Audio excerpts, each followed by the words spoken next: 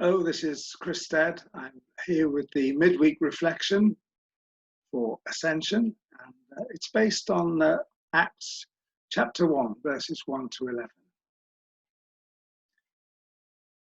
I keep a copy of every talk I've ever done. I often look back at what I've said previously, usually to make sure I'm not just repeating myself, sometimes to see if there's anything on which to build. So I've looked back this week on all the talks I've done around Ascension and found that they all cover very similar ground, because it seems to me that Ascension is something we don't think about very often or for very long. But as I reread what I had written in previous years, it seemed to me that the story of the Ascension is especially appropriate to us in this time of pandemic and isolation. If you remember at the end of the Gospel of Matthew, after all that had happened, the disciples met Jesus on the mountain and worshipped him. But it says, some of them still doubted. Here in Acts, we have the disciples watching Jesus leave them. The picture is of them looking up to the sky. What now? Jesus has been and gone. Do we go back to normal now? Wouldn't it have been easier for them if he'd still been around, showing them what to do? This is a quote that I've used before. How do we understand Jesus' absence? Why does nobody talk about it? What does it all mean anyway?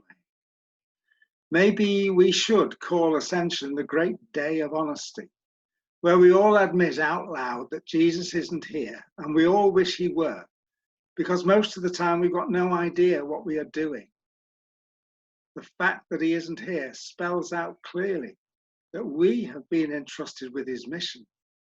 The truth is, Jesus expects us to hold the fort.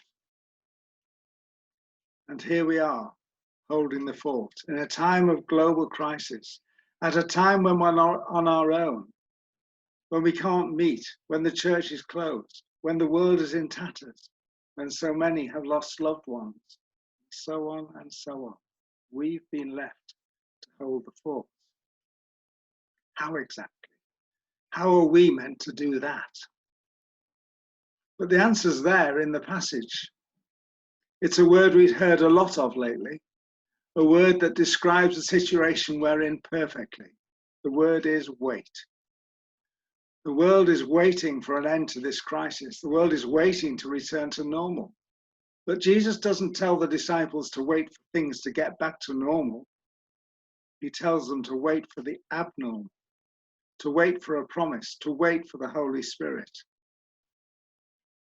So while we're waiting, we could do worse than to reflect on three things about the Ascension. Firstly, the Ascension was the pinnacle, was the climax of Jesus' ministry on earth. We usually think that about the resurrection, but it was the Ascension that took Jesus, as we say in the Creed, took him to sit at the right hand of God.